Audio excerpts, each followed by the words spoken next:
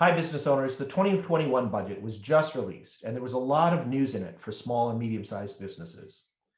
In all of our contact with politicians ahead of the budget, our letters, our submissions, our calls, and our meetings, we really pushed hard to prioritize small businesses' goals, both to support them during the pandemic and for the recovery phase that we're all hoping to get to. There were a lot of positives in the budget, but still, there wasn't enough relief for those businesses that are really still suffering from the economic effects of COVID-19.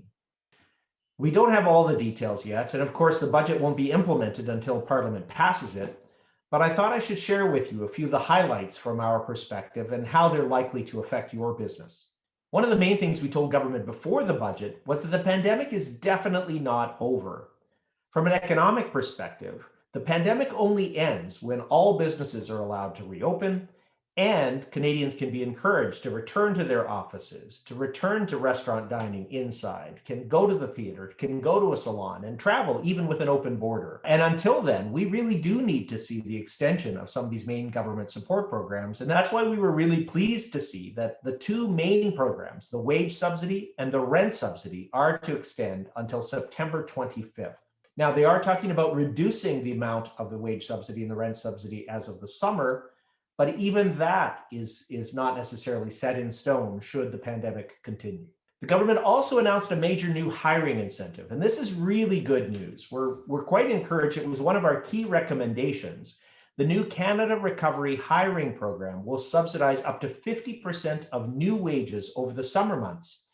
And that, we believe, is going to be really helpful to allow you to bring on new staff, to hire back some existing employees that perhaps have been laid off, or to increase the number of hours that your business needs. That's really going to be helpful, and we're working to ensure that we get details on this program to ensure that all small businesses, including new firms, will be able to benefit from that program. But as good as some of these measures were, there were some really big gaps. And one of the biggest was that there was no progress in fixing some of the huge gaps in the programs themselves. As many of you know, for new firms, they are shut out of all of the major COVID relief programs. If you started your business in 2020, you don't qualify for the rent subsidy, the wage subsidy, the CFIB loan program. And even today, you remain ineligible. We are fighting hard to remind Ottawa of the promise the Prime Minister made on May the 19th to fix the gaps. Also, with the rent subsidy specifically, there are still major program gaps. If you happen to have a holding company and an operating company, if you're not able to pay your full rent, that program's not working for you.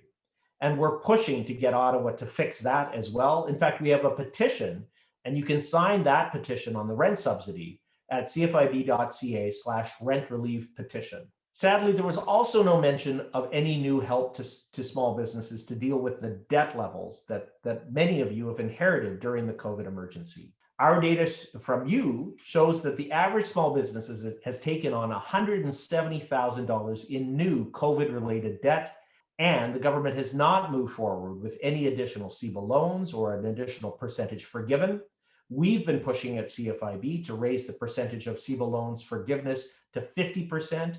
With the new HASCAP program to include a forgivable portion of that as well. And we've got a lot of work to do to try to convince Ottawa to make a move on that important policy. One of the big surprises in the budget was that there's going to be some further progress on credit card processing fees. You know, this has been a key issue for us at CFIB. For years, we have been fighting to try to lower credit card processing fees across Canada, and rates have slowly been coming down for in-store transactions. But during the pandemic, as you know, online transactions and telephone-based transactions have been in huge numbers because, of course, physical distancing requirements have meant that we've had to do a lot more business online or over the telephone. And those transactions come at much, much higher fees. So we're pushing hard to get Ottawa to deliver on its new promise to further lower credit card processing fees across Canada. So stay tuned for more on that. The budget contained a whole bunch of new spending with a projected $150 billion in fresh deficits this year alone. A lot of that was related to COVID, and we supported many of the COVID relief programs, but there was an awful lot of new spending that had nothing to do with COVID whatsoever. We urged government to keep the lid on other non-COVID related spending, especially this year, And we know that today's deficits are tomorrow's taxes, and that's why Ottawa needs to keep the lid on new spending and new taxes. There are tax hikes planned in the months ahead. Carbon taxes in many provinces set to go up. We also have the liquor taxes rising and even CPP premiums in January of next year set to rise. We are urging Ottawa to keep the lid on these new cost pressures. These are things that many small businesses can just not afford as they emerge from the COVID recession. Remember, none of this is official until Parliament passes the budget bill. And that does provide us with a window to push for further changes to make sure that all of the programs that I've just mentioned are accessible to any small business that has been hit hard during the pandemic. We're going to provide you with more information on when the changes do become official to make sure that you can use some of the programs that I've mentioned. Check our website at CFIB.ca or sign one of our online petitions on our petitions page to make sure that your voice is heard in Ottawa. Thank you so much for your support of CFIB.